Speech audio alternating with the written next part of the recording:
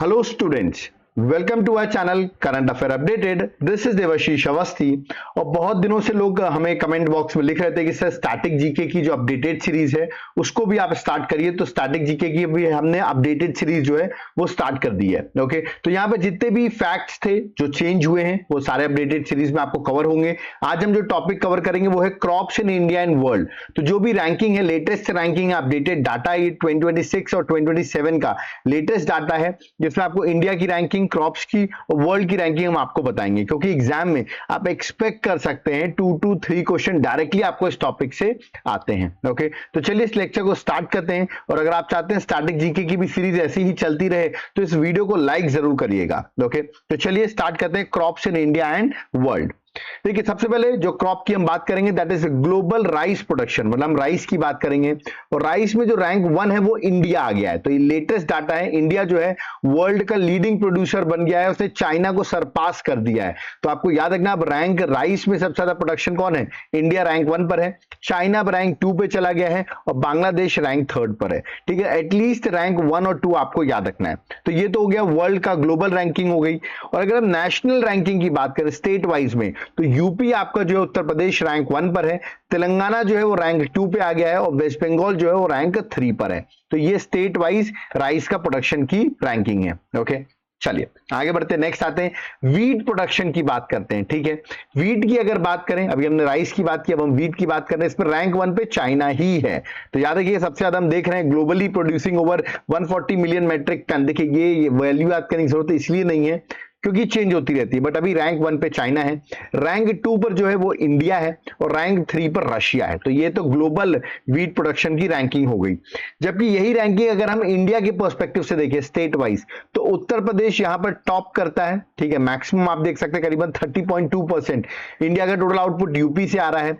Second number पर मध्य प्रदेश है। Okay, और थर्ड में आपका पंजाब है। तो ये तीनों चीजें आपको याद रखनी। कभी कभी अरेंज द फॉलोइंग करके क्वेश्चन भी आ जाते हैं, वो आपको यूपी दे देंगे, एमपी दे देंगे, पंजाब दे देंगे। अब रैंक 1 पे कौन है, 2 पे कौन सा है, ऐसे आपको अरेंज करना पड़ेगा, इसलिए आपको याद करना जरूरी है। ओके, नेक्स्ट आते हैं ग्लोबल मेज या corn production. Again a very important, मेज या कॉर्न की अगर हम बात करें, ठीक है, तो याद रखिए रैंक 1 पर जो है वो यूएसए है, लार्जेस्ट ग्लोबल प्रोड्यूसर है। करीबन 33% वर्ल्ड का प्रोडक्शन जो कॉर्न का है वो यूएसए कर रहा है। चाइना रैंक 2 पे है और ब्राजील जो है वो रैंक 3 पर है। ठीक है, मेज को हम याद रखिएगा क्वीन ऑफ सीरियल क्रॉप भी कहते हैं, बिकॉज का जो हाई यील्ड पोटेंशियल है और एक्सटेंसिव यूज है, मतलब ह्यूमन बीइंग के लिए भी और एनिमल के फीड के लिए भी, दोनों के लिए बहुत इंपॉर्टेंट है। इसलिए क्वीन ऑफ सीरियल क्रॉप कहते हैं। मतलब सीरियल क्रॉप याद रखिए जो आदमी खाता है, ठीक है, जानवर खा सकता है, तो उसे मेज जो है वो क्वीन ऑफ सीरियल्स भी कही जाती है। ओके, अगर स्टेट रैंकिंग की बात करें तो रैंक 1 पर मध्य प्रदेश आता है। ठीक है, तो याद रखिए ये आपका कॉर्न की इमेज भी बनी हुई है मेज की।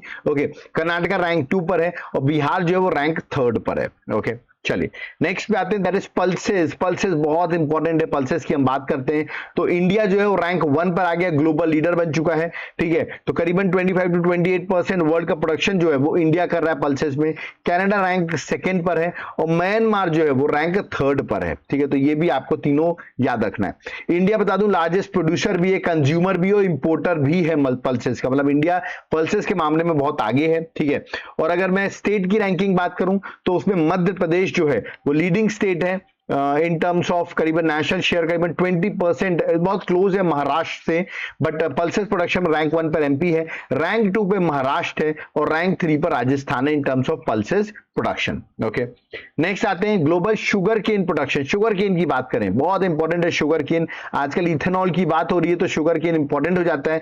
ब्राजील जो है वो है ग्लोबल लीडर, याद रखिएगा, rank first in sugar cane based sugar and ethanol production. तो याद रखिएगा ब्राजील रैंक 1 पर, इंडिया भी रैंक 2 पर है। इसलिए हम इथेनॉल की इतनी बातें कर रहे हैं क्योंकि इंडिया भी रैंक 2 पर आता है in terms of global production. Okay, और अगर मैं स्टेट वाइज बात करूं तो यूपी जो है वो इंपॉर्टेंट है। याद रखिएगा शुगर केन एग्जाम में पूछा जा सकता है, ट्रिपल स्टार लगा रहा हूं। तो यूपी रैंक 1 पर है, महाराष्ट्र रैंक 2 पर है और कर्नाटका जो है वो रैंक 3 पर है। ओके, नेक्स्ट आते हैं कॉटन प्रोडक्शन पर आते हैं। कॉटन, ग्लोबल कॉटन प्रोडक्शन को देखते हैं।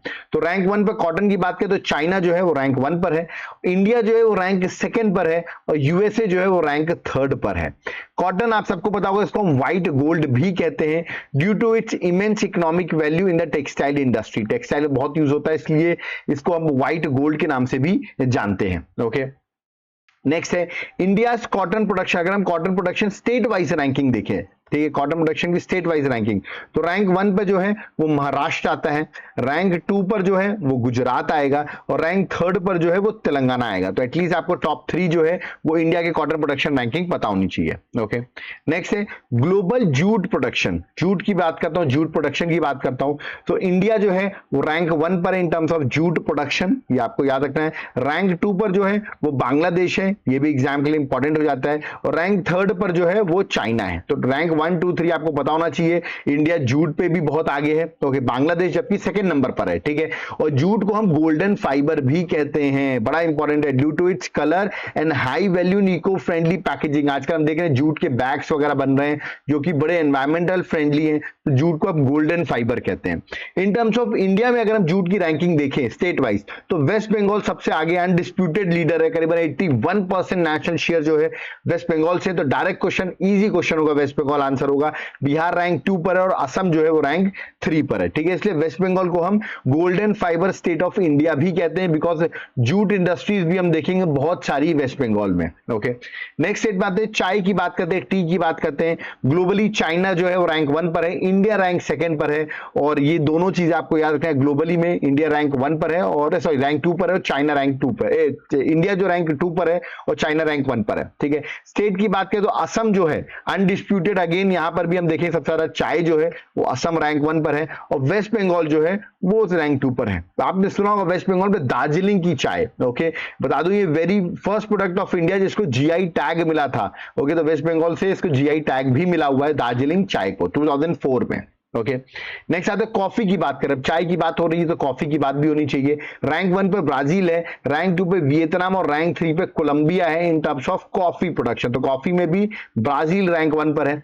इंडिया की रैंक आप देख रहे हैं टॉप 3 में नहीं है, 7th है ग्लोबली अगर हम बात करें कॉफी की बात करें इंडिया में।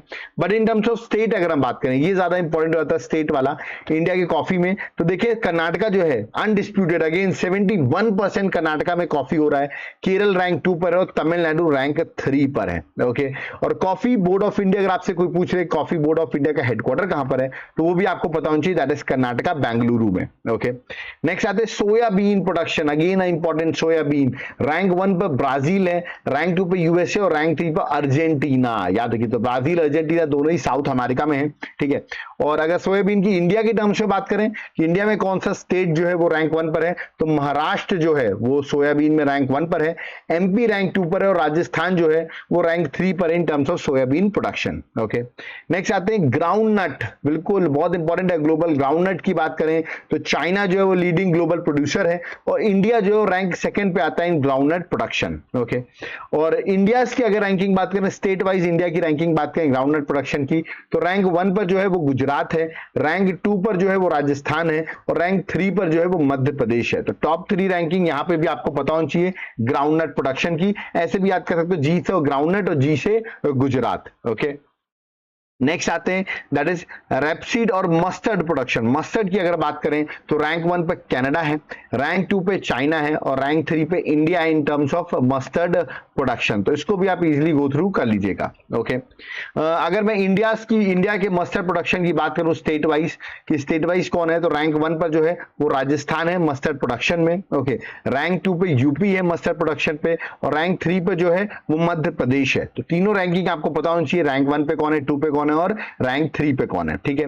भरतपुर इन राजस्थान वाइडली रिकॉग्नाइज्ड है मस्टर्ड कैपिटल ऑफ इंडिया के नाम से। तो ये बड़ा इंपॉर्टेंट है ना, कि मस्टर्ड कैपिटल ऑफ इंडिया कौन सी है, दैट इज भरतपुर, जो राजस्थान में, राजस्थान में सबसे ज्यादा मस्टर्ड भी होता है। ओके, नेक्स्ट सनफ्लावर की बात करें, देखिए सनफ्लावर आपको दिख रहा होगा, रैंक 1 पे जो रशिया है, करीबन 31 to 33% ग्लोबल का जो सनफ्लावर प्रोडक्शन है वो रशिया से आ रहा है। रैंक 2 पे यूक्रेन है। ओके, अगर मैं इंडिया की बात करूं स्टेट वाइज में, तो कर्नाटका में आप देखेंगे करीबन 45% कर्नाटका में सनफ्लावर प्रोडक्शन है, रैंक 2 पे हरियाणा और रैंक 3 पे उड़ीसा है। Okay, 80% of India sunflower farming is rain fade, मतलब याद रखिएगा जहां बारिश होती है, ठीक है, मतलब रेन फेड एरियाज, मतलब जहां पर हाईली डिपेंडेंट है मॉनसून वेदर में, क्योंकि रेन फेड एरियाज में सनफ्लावर्स लगते हैं। ओके, चलिए नेक्स्ट है नेचुरल रबर। रबर की बात करें, रबर भी बहुत इंपॉर्टेंट है। ग्लोबली हम देखें तो थाईलैंड जो है वो 32% वर्ल्ड का ग्लोबल रबर प्रोवाइड करता है। इंडोनेशिया जो रैंक 2 पर है, वियतनाम रैंक 3 पर है, ठीक है।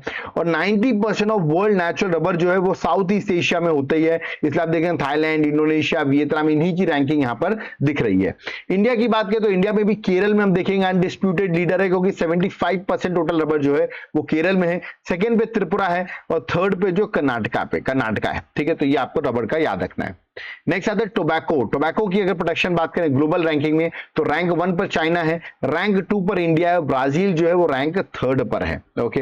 और अगर इंडिया के टोबैको प्रोडक्शन की बात करें स्टेट वाइज कौन आता है, तो रैंक 1 पे आता है गुजरात आपका, रैंक 2 पे आता है आपका आंध्र प्रदेश और रैंक 3 पे आता है आपका उत्तर प्रदेश। तो टॉप 3 रैंकिंग आपको टोबैको प्रोडक्शन का पता होना चाहिए, ये भी एग्जाम के लिए इंपॉर्टेंट होगा, okay. Next potato production. Potato production की हम बात करें, ठीक है, आलू की बात करें तो चाइना रैंक 1 पर है, इंडिया रैंक 2 पर है और यूक्रेन जो है वो रैंक 3 पर है। तो इंडिया की रैंकिंग 2 है, ये आपको याद रखनी है, ठीक है। और अगर मैं इंडिया के पोटैटो प्रोडक्शन की बात करूं स्टेट वाइज तो यूपी जो है वो रैंक 1 पर है, वेस्ट बंगाल रैंक 2 पर है और बिहार जो है रैंक 3 पर। तो यूपी जो है आलू के मामले में सबसे ऊपर है। आगरा यूपी जो है वो बड़ा रिकॉग्नाइज है, पोटैटो हब ऑफ इंडिया के नाम से हम उसको बोलते हैं, क्योंकि वहां पर बहुत अच्छा कोल्ड स्टोरेज है, कैपेसिटी है, हाई यील्डिंग है आलू की, याद रखिए पोटैटो की, ओके। नेक्स्ट आते हैं ओनियन की। ओनियन की भी बात कर लेते हैं, बहुत इंपॉर्टेंट है। प्याज आज की रेट में इंडिया रैंक 1 पर है, मतलब नियरली 25% ऑफ वर्ल्ड की ओनियन जो है ना वो आ रही है इंडिया से। चाइना जो है वो रैंक 2 पर है और इजिप्ट जो है वो रैंक 3 पर है। इंडिया की अगर रैंकिंग बात करें ओनियन प्रोडक्शन में तो महाराष्ट्र आपका रैंक 1 पे आता है। बहुत ज्यादा आप देखिए नासिक रीजन में बहुत फेमस है और महाराष्ट्र करीबन 40% ऑफ इंडियन ओनियन जो है महाराष्ट्र से आ रही है। सेकेंड नंबर पे आपका एमपी है, थर्ड नंबर पे जो है वो कर्नाटका है, ठीक है। महाराष्ट्र में एक जगह भी है दैट इज लसलगांव जो कि नासिक में है, महाराष्ट्र में है, वो एशिया की लार्जेस्ट होलसेल मार्केट है फॉर ओनियन। तो ये भी आपको याद रखना है, ये भी एग्जाम के लिए इंपॉर्टेंट होगा, ओके। नेक्स्ट बात करते हैं टोमेटो की। टोमेटो की अगर बात करें ग्लोबल रैंकिंग अगर हम देखें टोमेटो की, टमाटर की देखें तो चाइना जो है वो रैंक 1 पर है, इंडिया रैंक 2 पर है और टर्की जो है वो रैंक 3rd पे है टोमेटो प्रोडक्शन पर, ठीक है।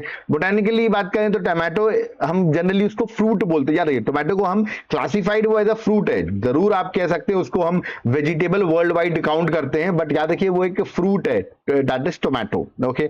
और इंडिया में बात करें तो मध्य प्रदेश में टमाटर बहुत होते हैं, करीबन 17% वर्ल्ड के टमाटर जो है वो मध्य प्रदेश में है। सेकेंड नंबर पे आंध्र प्रदेश है और थर्ड नंबर पे कर्नाटका इन टोमेटो प्रोडक्शन, ओके।